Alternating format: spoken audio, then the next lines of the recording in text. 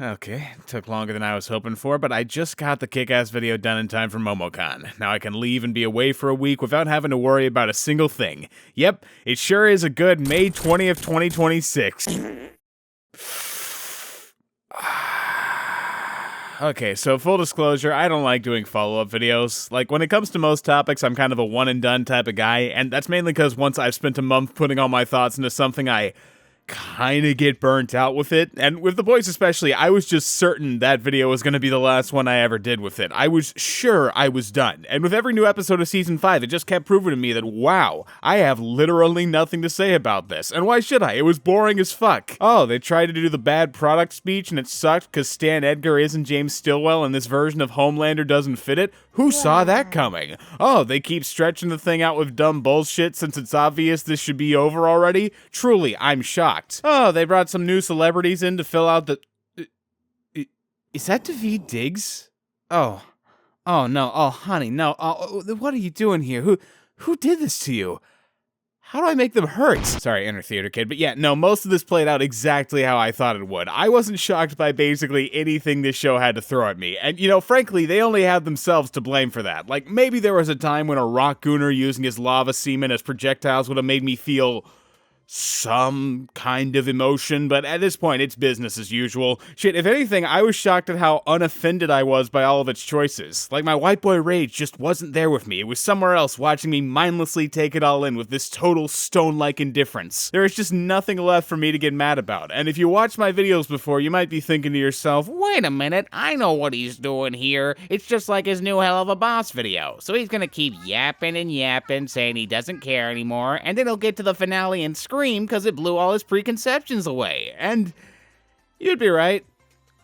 Right for shit. Because no, for real, I was mentally checked out for this. There was nothing they could do to shock me. And to be completely, totally honest with you, nothing in the finale ever did that for me. That doesn't mean the decisions they made weren't complete and utter dog shit, since they were. And I've got plenty to say about how it reflects on the show in ways I never thought they'd spell out just so fucking openly. But I wasn't shocked at them. There was nothing about it that made me go, hold on a minute, Kripke, what were you guys even thinking? Because I knew exactly what they were thinking. This is something I'd been tracking the movements of ever since it started straying from the comic in episode 1. And with that in mind, everything this did made so much sense to me. Wait, actually, now that I think about it, it makes a little too much sense to me. And I don't mean that in the sense of like, oh, its choices were so obvious they hurt to think about. I mean, these choices are so bad, so point-blank indicative of everything wrong with the show adaptation-wise that it doesn't even feel like the choices made from a real episode. Since a real episode would still be bad, sure, but this almost feels malicious. Like they knew what was wrong with it as an adaptation and decided to lean into those things so blatantly, I almost can't believe they'd do it earnestly. Could this be another I Hate Fairyland conspiracy? No, God, no, I wish I could say this happened because the show staff just like fucking with comic fans that much and wanted to do everything they could to piss them off, but like I said, more or less, I get where their headspace was, and as far as I can tell, they weren't trying to make the comic fans upset. No, they just wanted to do some bare-bones references that only slightly resemble the comic to pay lip service to it without actually trying. It just so happens that in doing so, they ended up highlighting basically all the ways it's a bad adaptation that I didn't already cover in my last video, and I just find that fascinating. It's like it was made for me. This topic is the shape of me. It's like it was made for me. Like, for instance, one thing the series almost completely skips over from the comic is how female spent so long being this deadly mercenary that she doesn't know how to stop. You know, it's basically her original arc, trying to find new outlets for her rage and violent tendencies since Frenchie knows it doesn't define her. Butcher might just keep her around because she's a useful tank and nothing else like everyone who's used her before has done, but by the end of the comic, she shows that she's gentler and grown to be more than just the thing everyone says she is. Now, the show doesn't really tackle this, mostly because the rest of the boys aren't V'd up at all here, so they need someone who is to do most of the fighting, and that's part of why I didn't tackle it. They just seem to be going in a different direction with the character, so I thought it was unfair to criticize it on that level. But Season 5 actually breaks the mold a bit and addresses this in a line where Butcher goes, "Oh, love, I always knew you were a great weapon." So Huey can be like, "Oh, geez, Rick, don't listen to him. Frenchie knew you weren't a weapon at all," and like stuff. And like,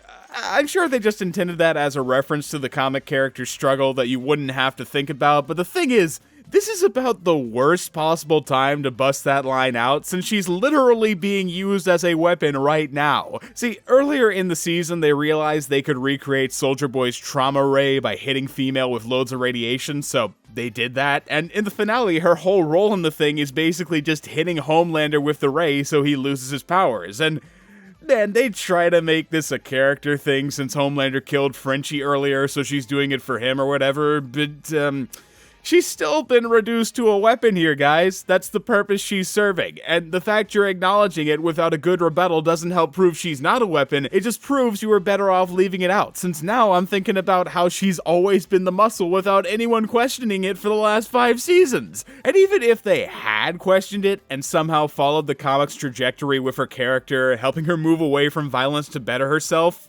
she's still used as a weapon at the end of this, so it's pointless. It means nothing. You just turned something that wasn't a problem into a series-long one by the implications. And this is one of the smallest things. Yeah, if I want to start getting to the big stuff this fucks up with its loving tributes, I gotta talk about everything related to the White House fight, because genuinely, what the fuck did they think was gonna happen?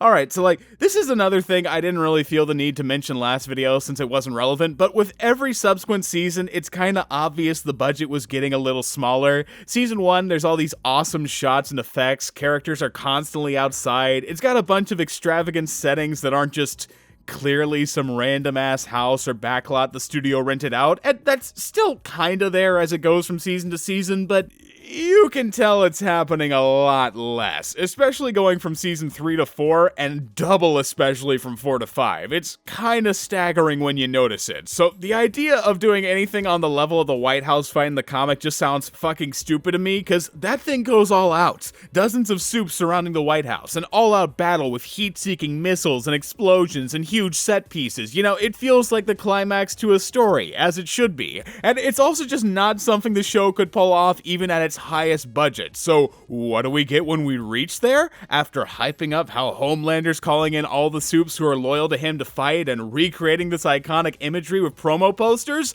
there's 5 guards. Deep's there.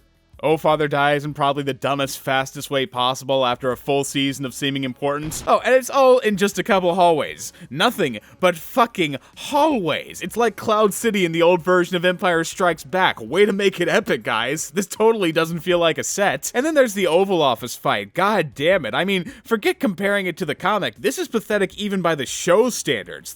If there's one thing the show has always been kind of terrible at, it's fight scenes, and I feel like they sort of know it. That's why most of them are really quick or intentionally weird and funny, so you don't notice how flat and weightless they all are, but shit, they still had their moments when it was required, like the Herogasm fight. For that one, they knew how important it was to show Homelander and Soldier Boy's strength, so that got some nice impacts. You feel the power of it, and this is happening right after Homelander took some jacked up V that literally made him immortal, so it should theoretically have even more of that, but it doesn't, cause the budget failed it. So Homelander doesn't look big or strong, he looks like a slow, wimpy doofus flying around like he just learned how to do it a minute ago. And hey, it opens itself up for comparison, so I'm sorry, but when I think of this next to Noir and Homelander literally tearing each other apart, Noir stepping out on the White House lawn with half his body destroyed, as Butcher rains minigun fire and cracks open his skull to squish the part of his brain with the memory of him assaulting Becky, I am pissed off this thinks it can stand on the same playing field. It's like comparing a Broadway show to a middle school theater club, except they opened their shit across the street from them because they thought they had a chance. I want to feel sorry, but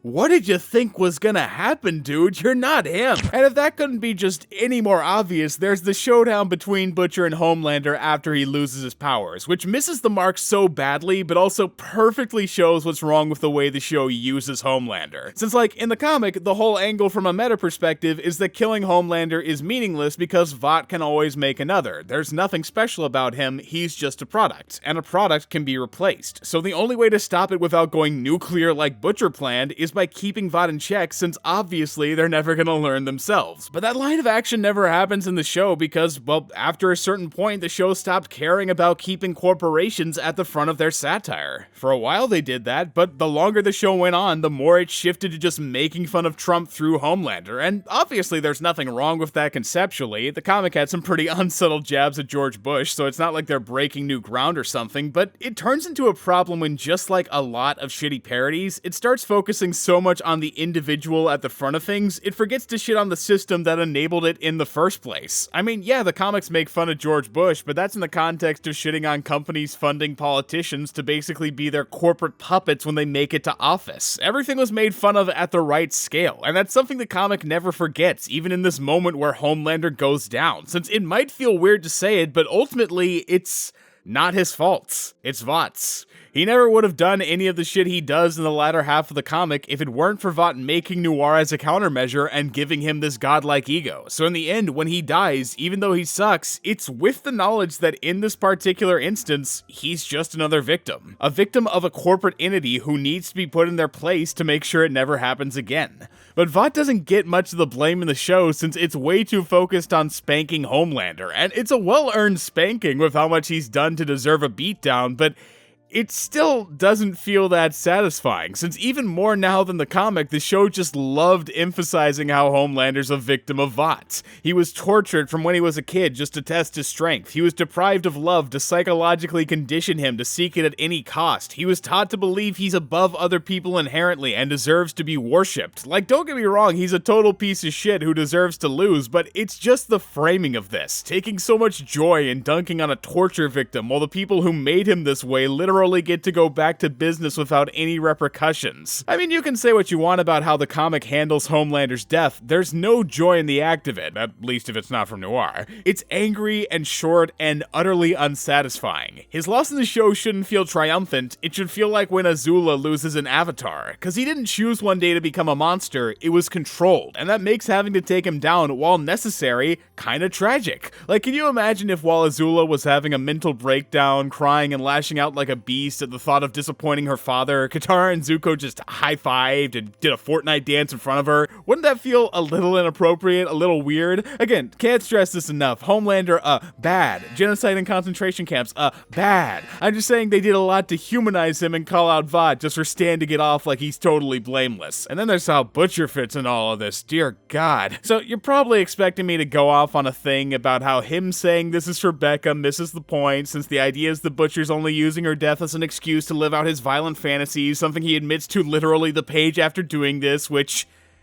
yeah, but that was so predictable with how they mangled Butcher and Becky's relationship. I don't have that much to say about it that I haven't said already, but what's afterward? Oh, that's a different story. You see, originally, the way it went was that Butcher, knowing he could only keep going further now since his hatred for Soups would never have an end to it, tried setting off a virus to kill everyone with even an ounce of V in their system while secretly hoping Huey would stop him, which he does, but in the show, they can't really do that, cause that's not the way his hate works here. It's why he doesn't admit he was doing it for himself instead of Becca when he killed Homelander, since this version actually was doing it for Becca, so they don't have the same reason to do their escalated emotional final showdown between him and Huey. Thematically, there's no sense to it. So what do they do to justify it?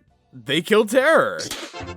What? Okay, Terror dying in the comic is a big thing for Butcher since he was essentially the thing he used to fill the hole of Becky to not feel completely alone in the world, so him going off after losing him, that's logical. But this Butcher barely spent any time with Terror. Shit, we didn't even know he was alive until season 2. And like, sure, he's a remnant of what Butcher had when Becca was around, but with this writing, he's literally just a dog. The only way this crash out has any validity to it is if you know how they were in the comics. And even then, when Terror initially died, all Butcher did was kill Jack from Jupiter. He didn't use it as an excuse to wipe out every soup on the planet. And that one had way more justification than this one does. So yeah, it's straight up just a dumb, forced, confusing crash out so there can be a dramatic face-off where Huey kills him. And even that feels so fucking Kmart, because instead of Butcher basically tricking Huey into killing him since he knows it's against his better nature, he just stops in the middle of the fight and thinks of Lenny, and Huey shoots him.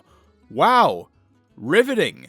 The drama's so real, you guys! And this is the point I want to leave on, since if there's one thing in the last video I didn't bring up that this highlights here, it's how without fail, whenever they try to replicate an emotional moment from the comic, whether it's Butcher's backstory with Becky, or Terror dying, or this, it never hits quite the way it should, since it's always missing some ungodly important context. Like in the comic, when we learn the depths of Butcher's love for Becky, we view his motivation from a whole new perspective that we wouldn't have had without it. When we're shown Terror's body, we feel Butcher dealing with some of that grief again and how he deals with it. And when Butcher gets Huey to kill him, we see their whole friendship reflected in that moment. Since there's no other way the guy could go out, but that doesn't make the thought of it any less devastating. I think the whole mood of the thing's captured perfectly in the last page of the issue, where Huey's left beaten and lost, while Butcher's just sitting there with a smirk as he bleeds out from the wound he forced Huey to give him. I mean, comic pages can only last so long in your mind, but the first time I read this, I just stared at that page for a couple minutes after, since that's how long the silence felt. It's a masterful bit of character work that shows their dynamic so definitively without any words, and I never forget just how much impact the moment had on me. Something I can't say about the show's version, since that meaning just isn't there anymore.